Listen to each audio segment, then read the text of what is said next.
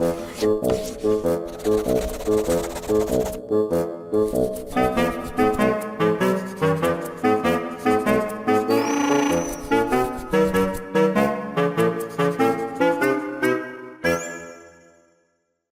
continue our discussion on fatty acids and lipids. We talked about fatty acids. The structures of fatty acids, it's carboxylic acid and it has a long hydrophobic chain.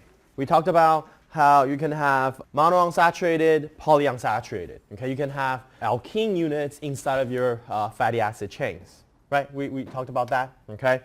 And then we also discussed that, like the more alkenes you have, the more likely your fatty acid or the triacylglyceride that is composed of unsaturated fatty acids, these things are going to be more of an oil state, like a liquid state, okay, instead of a solid like butter state, okay? So essentially having unsaturated fatty acids, what it'll do is it will increase the fluidity of the triacylglyceride that you can make using those fatty acids, okay? And that property is due to these little kinks. As we mentioned, if it's saturated, we usually draw it like this. You have a long hydrophobic tail. Now, if it's unsaturated, you'll have this, and then remember we saw that, and then it's going to go on like that. Okay, so as a result, what you can see is, the more alkene units you have in your molecule, the packing between the molecules are going to decrease. And as a result, it will not have a strong interaction and it will not be in a solid state. Okay, it's going to lower the melting point or the melting temperature. Okay, so this is the reason, right? The presence of this cis, of course, these are cis. Okay, the cis alkenes cause them to pack less well. Okay, and because of that, you do get a little fluidity there. Soap. Okay, soap we use every day. Okay. Soap is also derived from fatty acid. I bet maybe some of you have actually done this experiment yourself. Okay, you can actually make homemade or handmade soap using fats, right? So soap in general, of course now with the modern detergents we have different versions, but soap from long ago, it's nothing more than just a fatty acid salt. Fatty acid, let's say it's like fatty acid minus, and then you have some kind of a salt plus to counter that ion, right? And you make soap when you hydrolyze the fats. So let's say you have some fats, and that's going to be, let's say, your vegetable oil or pork oil, whatever. You have these oil, and then you treat it with sodium hydroxide or potassium hydroxide, and then essentially the strong OH minus will then hydrolyze your triacylglyceride and liberate your fatty acid, okay? And then this process is usually just called saponification, okay? So you generally generate that soap. And soaps, okay, the reason why we use it to clean our stuff is because it can form micelles, okay? So let's say, on your table and you have some oil like right here, and then you add soap, right, to mix it with it, and then you can like wipe it off, right? Now, what it is you have oil, which is essentially hydrophobic, and then soaps will be hydrophilic on the outside. Right? So it will form this micelle structure such that the oil that you spill on your table gets enclosed by the hydrophobic arm of your fatty acid, and then outside these things are water soluble, okay, and then you can wipe it off. There you have it. That's the function of soap. However, as cleansers, okay, as cleaning agents, soap have the disadvantage that fatty acids are precipitated by the calcium or magnesium ion that is present in a lot of hard water. Okay, so for example, in Hsinchu City, our water is considered hard water because it has a lot of calcium and magnesium in it. And when you have calcium and magnesium in it, it's easy to cause precipitation of your fatty acid. Right? So as a result, it's usually not, we're not going to use normal soap to clean your table and stuff like that, okay? So we actually have to derive synthetic detergents, okay? So instead of using natural fatty acids as your soap, we'll use synthetic versions of these type of material, okay?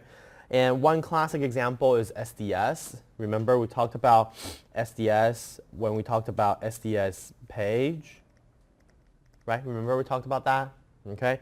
So SDS, it stands for sodium dodecyl sulfate, okay? Dodecyl means it has 12 carbon, and then sulfate means that it's a sulfate, okay? So it's attached to a sulfur, and then it has 3 extra oxygens on it. So here you have O attached to sulfur, and then you got some stuff over there.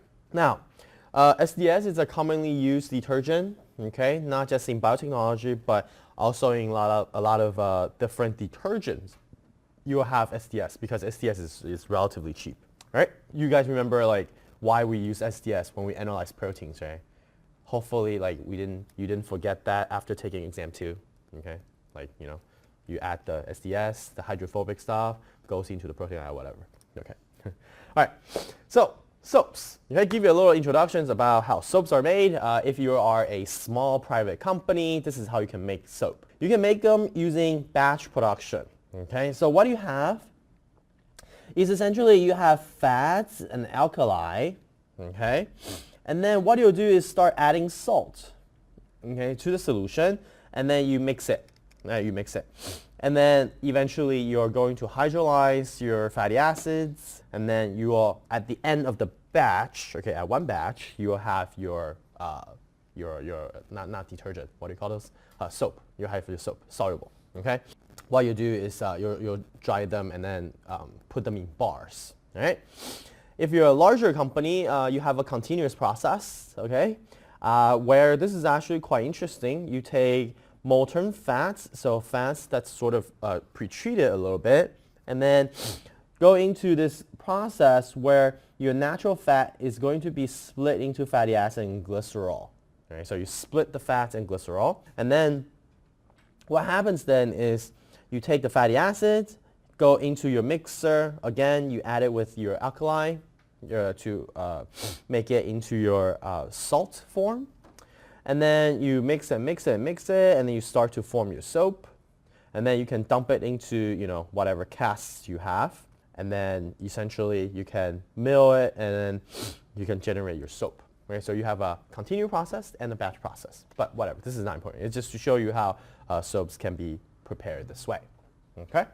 Of course, commercial soap, we actually have a lot of synthetic detergents in there nowadays, not just using fats. Okay, so from a resource point of view, now you can of course imagine in the production of soaps, you will produce glycerol as a byproduct. Okay, so glycerol is going to be a useful resource that we can utilize.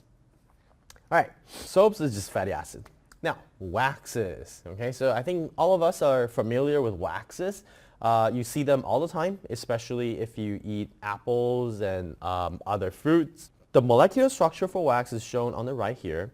Essentially, it's formed by a fatty alcohol plus a fatty acid, okay? Where do you get the fatty alcohol? You get them from fatty acid, okay? So you convert fatty acid to fatty alcohol, and then you condense them, you will get wax. All right. Now, wax is super hydrophobic, okay, which is why on the top of your fruit, you see this shiny layer. If you drop a drop of water on it, it's not going to get, you know, spread. It's not going to like dissolve. It's just going to maintain a really round water droplet on the fruit. Wax is naturally occurring in a lot of plants, okay, and that is because it's also used as a way to prevent corrosion, right? Because if you imagine, let's say you imagine, you don't have any kind of a protective layer on your apple, right? And then your apple, let's say it rains, and the water gets into your apple, and then your apple will break. I mean, not break. It's going to get like, it's going to get bad, right? It makes sense? Right? So having that extra layer of wax on the fruit will protect the fruit. Makes sense? Okay? So it really makes sense, right? So As with triacylglycerides, the firmness of the wax increases with the chain length and the degree of saturation. Okay, so if you have a short chain wax, it's going to be softer. It's going to be softer. If you have a wax that's made out of a lot of unsaturation, it's also going to be softer. So it's not going to be as hard as some of the saturated waxes, right? So, having unsaturation or having shorter chain waxes, you will have a softer wax, okay? And just for your information, waxes, it's an ester, right? So here, this is the acid, and then this is the alcohol, right? Because, this is the acid. Biologically, esters appear all the time, okay? Not just waxes. What else? What kind of other biological esters that you get? Short chain esters you see as well, okay? A lot of times, if you guys know that short chain esters smell like fruits, right? Right, so why? Okay, because fruits make them, okay? So fruits also make short chain esters as a flavoring thing, okay? And those things are volatile. So the shorter chain you get, okay, the more liquidy, eventually it becomes a very volatile chemical. Volatile 是有挥发性, okay? So above, that was all my introduction to triacylglycerides and waxes, different types of things that you can make with fatty acids, right? So now we're going to get into the real stuff, okay? Biological membranes, right? Membranes is like big thing. It's a huge thing for biology, okay? Without membranes, there cannot possibly be biological organism. So in most cases, your lipid molecule that make up the membrane will contain one highly polar head group and two hydrophobic tail. Okay, so usually it's going to be something like that. And these two hydrophobic tails are typically observed and make sense because of its shape. Let me show you what that means, okay? Micelles. We form micelles because it has only one arm, okay, one lipid arm. So the shape is more like a cone, okay? It's more like a cone, right? Because you have a big head and then one leg. Now, if you have two legs, then you're going to have more of a cylinder or like a rod, okay? So instead of a cone. So the lipids that make up your membranes typically will have two arms, two lipid arms, right? Because if it only has one lipid arm, then it's more likely to make you micelles. Micelles, not good for membranes, right? Because membrane, the purpose of membrane is to separate outside and inside, okay? And then you're saying, wait a minute, micelle does that too. You still have outside and then you still have inside, right? But then inside here is organic, okay? You can't have enzymes in organic layer. I take that back, you can. But normally speaking, your enzymes are soluble in water, okay? It's not soluble in oil. So you need to have a layer going on where outside is water, inside is also water, okay? So that is what makes the membrane, not micelles, okay? So if you were to construct a molecular simulation about your membrane, this is what you see in the picture on the right. Membrane is very, very small. It's super tiny. It's about 6 nanometers at most, okay? So it's quite small. Membranes, primarily, we're going to talk about 4 types of molecules, or 4 major classes of membrane-forming lipids. There are more, okay? We're not going to talk about the archaea type of molecule, I don't think. But these molecules are found in your cell. Some of them are also found in bacteria. We have glycerol phospholipid, meaning it has a glycerol as the backbone. Okay, so remember that glycerol looks like this. It has 3 carbons, 1, 2, 3. And then for glycerol phospholipid, meaning that it's going to have a head group that's going to have some kind of phosphate or phosphate attached to other stuff. Okay? Then you can also have glycoglycerolipid. Glycoglycerolipid, same thing. You have glycerolipid, and then here you're going to attach it to a sugar. So it's glyco. Glyco typically means sugar. And then you have another weird thing called sphingolipids. Sphingolipids is something that most of you have not seen before. We'll talk about that. Instead of using glycerol, it uses this weird thing called sphingosine. All right, so sphingosine, sphingolipid. And then you can also have glycosphingolipid. Okay, so you have two that are glyco, meaning the molecule is functionalized with some kind of a sugar. Okay? And then we'll talk about cholesterol. All right? Your best friend? No, it's not your best friend. Okay. Cholesterol, you see that in commercials all the time. Modern commercial always say cholesterol is a bad thing, but it's actually not a bad thing. Right? It's just too much of it, maybe a bad thing. Okay, but in all of our membranes, we do have cholesterol inside. Okay?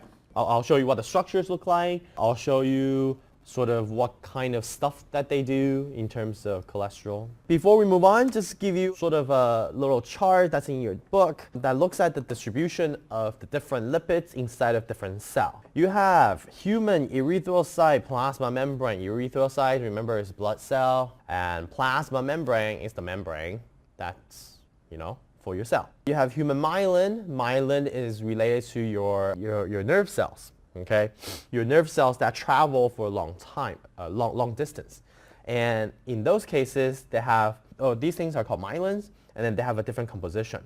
What you see is that you can get significant differences, okay, between different membranes. For example, you look at human erythrocyte plasma membrane versus, this is bovine is cow, okay, cow heart mitochondria. So this is mitochondria membrane. You have the cell membrane, and then you have the mitochondria membrane. All right? Now, membranes, back in high school, we always say that it's lipid bilayer, blah, blah, blah, very similar. But if you look at the composition, what you see is that it's very, very different. For mitochondria, it's primarily made out of phospholipids, okay? Primarily made out of glycerol phospholipids. However, for your cell membrane, you have a significant amount of other lipids, like for example, sphingomyelin. Okay, and sphingomyelin you do not see sphingolipids. Sphingolipids you do not see in the mitochondria. Okay, so it tells you that sphingolipids is going to be involved on the outside of the cell rather than inside. Okay. All right, so just to show you how these compositions are actually very different between different cells. And if you look at E. coli, E. coli only has two types of membrane structure, really. So let me go through these very quickly. These four, they are glycerol phospholipid. The only thing different is the OP blah. Okay, this R group, the R head group is different. This one is a choline, this one is ethanolamine, and then this one is just glycerol. This is the glyco one. Okay, this is the sugar. All right, and then the serine is also going to be a glycerol phospholipid. And then you have sphingomyelins, you have glycolipids, and glycolipids are just like all the other lipids that are going to have sugars on them. Okay? But that's not. We'll get to individual components in just a minute. So we're going to first start discussing about glycerol phospholipid, because glycerol phospholipid, it is the major portion, it accounts for the major portion of the different lipids inside the cell. And then like E. coli is also primarily made out of this. Right? So this is the majority stuff, the majority of the lipids right here. So it's glycerol phospholipid, right? So we know that it's going to be attached to a glycerol unit, okay? Just like TAG, it's going to be attached to glycerol. Now, glycerol, we usually call it as a prochiral molecule. Now, glycerol by itself is not a chiral molecule, right? Because here is 2 hydrogen, and here is hydrogen, okay? So all of the carbons, the top one and the bottom one are attached to 2 hydrogens each, so they don't have 4 different substituents. The middle one is attached to hydrogen, OH, and then the top and the bottom. And the top and the bottom, they're the same thing. Right? So as a result, glycerol itself is not chiral. Okay? However, it's prochiral, meaning if I react this carbon with something, okay, then that carbon will become a chiral carbon. Actually, that carbon will not, but this guy will essentially become chiral. Right? The middle one will become chiral. Okay? Because this one, you're still attached to 2 hydrogen. Right? So you can generate your chirality after you react glycerol with something. So as a result, these things are prochiral. So let's see. We are going to have a little bit of a system here. Okay, the same molecule. Let's say we have a functionalization of glycerol. So this is glycerol, 3 carbon, 1, 2, 3. And let's say we react it with phosphate. Okay, so like you just react it with ATP, and then now you have glycerol phosphate. Glycerol phosphate, what you'll see is that, let's say I'm going to turn my bottom carbon, bottom hydroxyl group into a phosphate. Okay, then here I'm going to have a R glycerol phosphate because this guy is pro-R. If I react that one, then I'm going to have an R glycerol phosphate. Do you guys see where that's coming from? Because this guy becomes chiral. And if I make the bottom one into a phosphate, then the priority goes 1, 2, 3. So it's going to be counterclockwise, but the hydrogen is facing you, so you're going to flip it. So then it's going to be like you flip it, and then it will be clockwise, and now it's going to be R. Okay?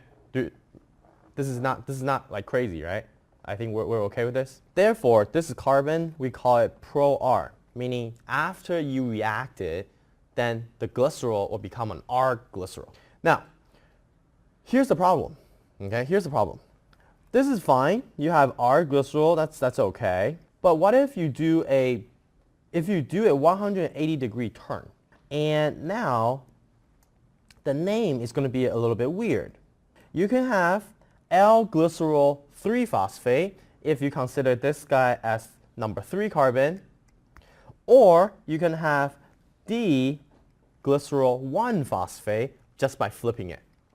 Okay? So that you cannot have 2 names for the same thing, right? Because that's going to be very, very confusing. Do you guys see what I'm saying? All right, so let's say at the beginning, we're going to call this carbon 1, 2, and 3. Okay? I react carbon 3. Then this is going to be an R glycerol phosphate.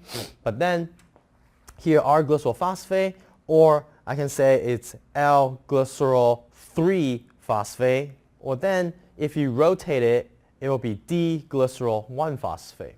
Right? So then you'll have weird names for the same thing. Right? So that's going to be bad. So we're always going to standardize it to this SN notation by saying, we need to standardize it by saying that the pro-S carbon, we call that number 1. Right? Because here, the problem here is that if you name it 1, 2, 3, or 1, 2, 3, you can end up with different names. That's bad, right? But glycerol itself has no name, has no carbon assignment structure, right? Because it's balanced. Who do you call carbon 1? You can call either N carbon 1. 因为 glycerol 它有3个碳嘛，第一个碳跟第3个碳长得完全一模一样，所以你到底要叫上面的是1还是下面的是1， right？ 你没办法这样决定 ，okay？ So as a result, 我们就是 always standardize it to the pro-S carbon being number 1, okay? Being carbon 1, right? And that's why a lot of times when you see it in literature or in your textbook, we're going to call it SN glycerol 3-phosphate, okay? Because it's a way to tell your audience that, hey, here we're going to use the SN convention, okay? So pro-S carbon is carbon number 1, right? And SN stands for stereochemical numbering system. For your information, usually it's always going to be the third carbon gets modified, okay? Third carbon, usually it's the one that gets the phosphate. And then the other two gets attached to your fatty acids. Glycerol phospholipids, we have R1, R2, R3, and they refer to groups that are attached to C1, C2, and C3. Now, again, remember C1 refers to the pro-S carbon, okay? All right. R1 and R2, okay, are generally bonded to fatty acyl groups. Okay, like I said, R1 and R2 going to be fatty acids, okay? And they can differ in their carbon chain, they can differ in their saturation, they can differ in those things, okay? R3, on the other hand, for phospholipids, R3 typically contain a phosphate or its derivatives, right? And the phosphate and the phosphate derivatives is what makes this molecule going to have that hydrophilic nature, okay? So this is something that we're going to just remember, okay? So every time when we draw fatty acid, this one is going to be C1, this one is C2, this one is C3, and then this is going to be phosphate. R3, even though here it says it will be a phosphate or derivatives, you can have many different kinds of derivatives, okay? Attached to the phosphate, you can have the following. You can have nothing attached to it, just like a hydrogen. This thing is going to be called phosphatidic acid. Okay, so it's just nothing there.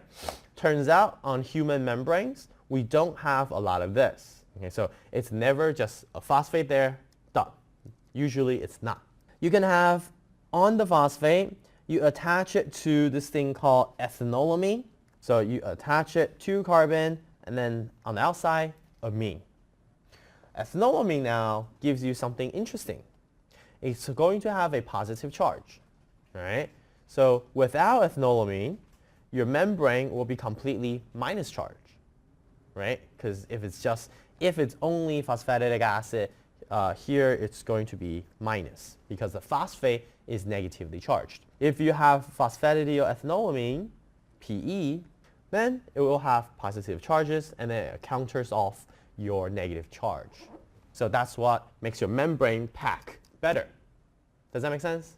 Makes sense. If you don't have the positive charge, if you only have the negative charge, then your membrane structure is not going to be very stable because they repel each other. Now, if you have negative, positive, they sort of can stabilize each other pretty well. You also have this thing called the phosphatidylcholine, which is this nitrogen attached to 3 methyl groups. Right? This is this weird thing where it looks like this. And then this nitrogen positively charged. Or you can have phosphatidylserine. Serine has another negative charge and a positive charge right here. Or inositol, which is a sugar. Okay? Right, so these are the different phosphate derivatives that you can have on your membrane. Okay? And if you go back to this chart, this is what they're referring to. Okay, so ethanolamine, choline, etc., etc. Glycoglycerolipid means that it doesn't have a phosphate there. Glycerol is directly attached to a sugar. Okay? Glycoglycerolipids are less frequently found in animal membranes. So we usually have either sphingolipid or the glycerol phospholipid. We don't have so much in glycoglycerolipids. They are more widespread in plants, especially in chloroplasts and various microbes. So like us, we don't have this so much, maybe only a little bit, but plants have a lot of those. Glycoglycerolipid have a sugar at R3, and the example shown here is monogalactosyl diglyceride, which accounts for about half the lipid in chloroplast membrane. Right? So this is usually found in plants. Just so you guys know that they exist, and it's different from the membrane on your cell. Next, we have the sphingolipids. Okay, sphingolipids is something that I don't think you guys have seen so far in your academic career. Sphingolipid is built on amino alcohol called sphingosine rather than glycerol. So for glycerol lipids, the thing that holds the lipid together is the glycerol. Right? Glycerol holds the lipid together. Sphingosine, sphingolipid, will use this thing called sphingosine. Okay? Now, sphingosine is this. Okay? It naturally has a hydrophobic tail of 15 carbons, so it already has a tail. And it contains a primary amine at C2. So on second carbon here, this is an amine instead of an OH like glycerol. Okay? Glycerol is a hydroxyl group, here it's an amine. And then at C1, it has a hydroxyl group. Right? So C1 is the hydroxyl group. Now, on C3, it has another hydroxyl group. Right? So right here, you have another hydroxyl group. So that's a little bit weird, right? Because you already have, this is sort of the first lipid arm. I don't want to say arm, we should say tail. Lipid tail. Okay, so this is the first lipid tail. All you have to do is put a second one right here, and then it becomes a good membrane protein. Membrane lipid, sorry, not protein. Sphingolipid already has one tail. It just needs another fatty acid to form the basic membrane structure. Okay? Now, we're going to have a couple of key words that you guys should know. You have this thing called ceramide. Okay? Ceramide is when you have a fatty acid attached at C2 via an amide bond. Remember that this is the amide bond, and this R group is a fatty acid. This thing is called a ceramide. And then you can go from ceramide to then form sphingomyelin. Okay? So ceramide at carbon 1 here, you still have an OH right there that you can do stuff with. And what you can do is you can react this guy to form a phosphocholine. Phosphocholine is the same phosphocholine as this. So what you see is that even though sphingolipids and glycerolipids, they are, two different kinds of molecules, but they share essentially the same characteristic. Lipid arms, okay, or lipid tail, whatever. And then you have a hydrophobic head. And in this case, for sphingomyelin, the hydrophobic head composed of phosphate plus choline. Okay, choline has the positive, phosphate has the negative. Okay, so this is a good membrane component that can stick very well. The next thing we have is glycosphingolipids.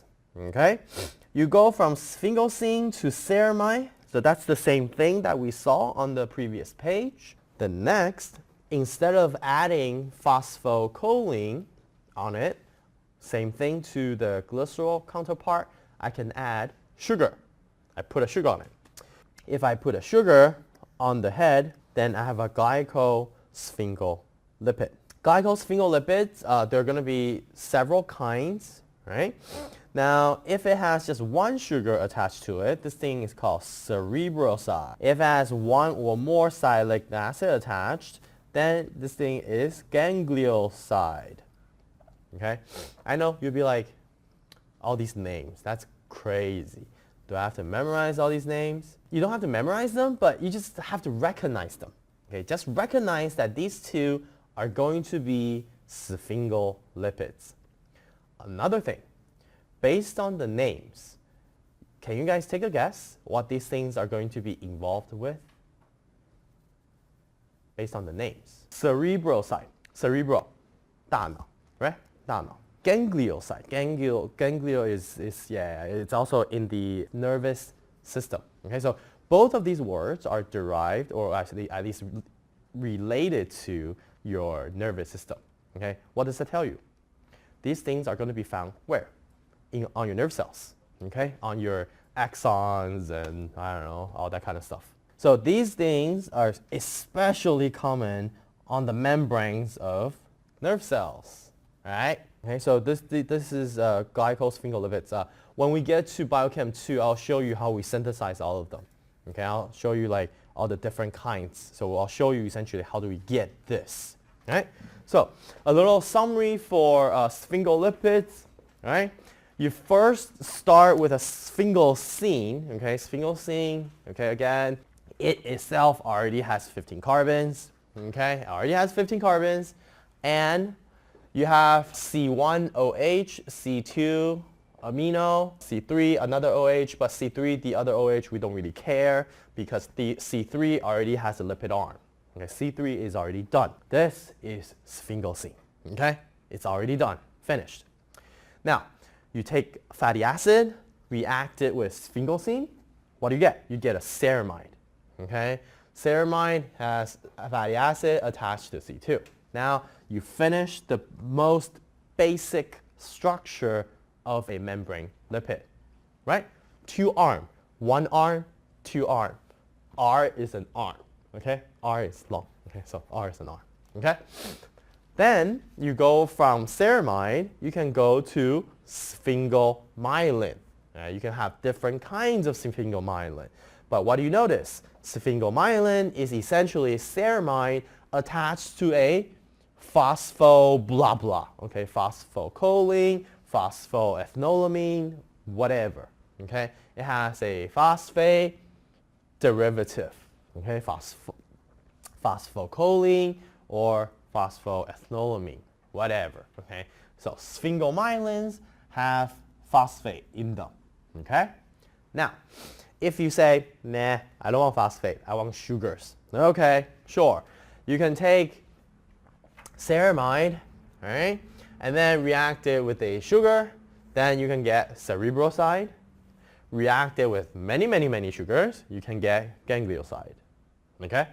Pretty simple, huh? You should at least be able to recognize these things and say, okay, you know, you make this from that. Okay?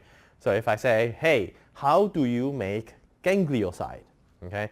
You say, okay, ganglioside comes from a ceramide. Ceramide comes from a sphingosine. That kind of stuff. Okay?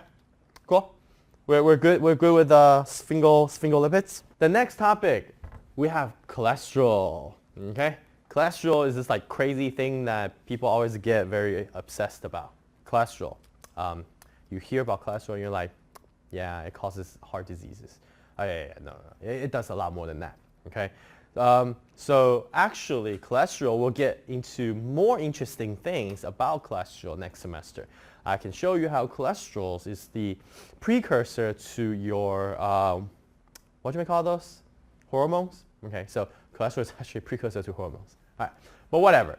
So the cholesterol that we're going to talk about right now, right? We're going to focus on where cholesterols are found and what kind of effect it has to membrane structure.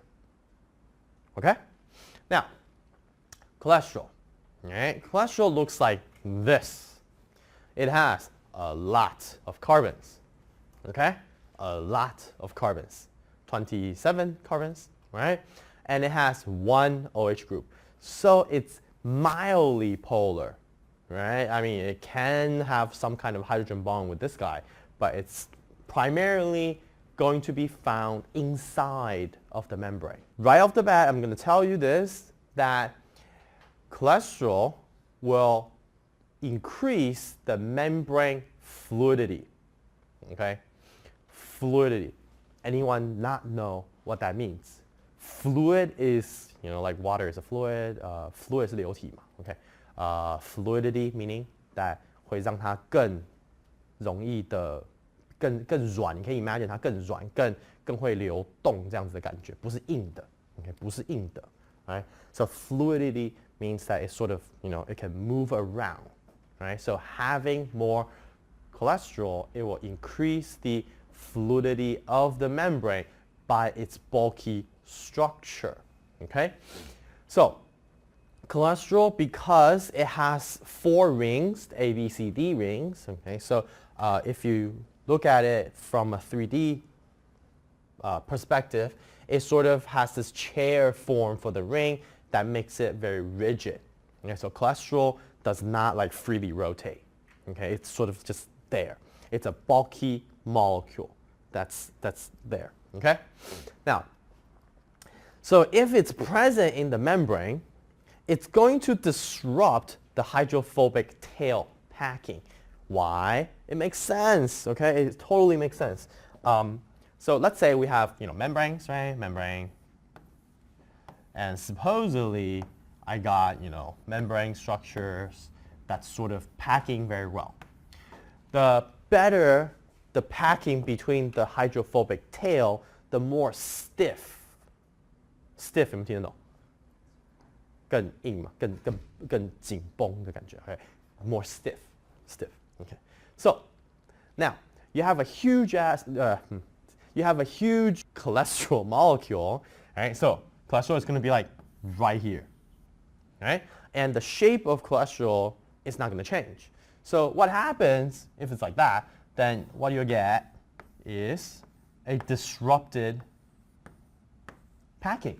Okay? So you actually disrupt the membrane packing with this, right? Because it's bulky, it doesn't rotate and bend to fit the membrane. Membrane bend and rotate to fit the cholesterol. Okay, so cholesterol, the more cholesterol you have in your membrane, the more fluid-like the membrane will be.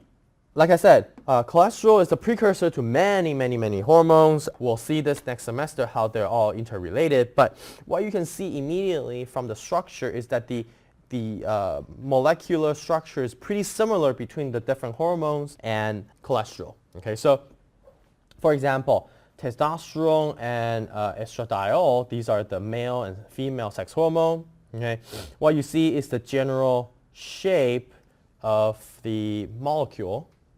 Okay, and then you also have some other, I wouldn't say drug, but other molecules that are related to cholesterol that are very important for different biological purposes. For example, immunosuppressant, cortisol. Okay, there are companies that sell creams. Okay, do you guys know what eczema is? Okay, it's like a skin rash. Okay, Taiwanese people get that a lot. Okay, skin rash. 就是那个异位性皮肤炎 ，OK， 然后那个其实是 local 的发炎嘛 ，right? So we're gonna get some immunosuppressant to suppress the immune response. So it's gonna look something like that, okay?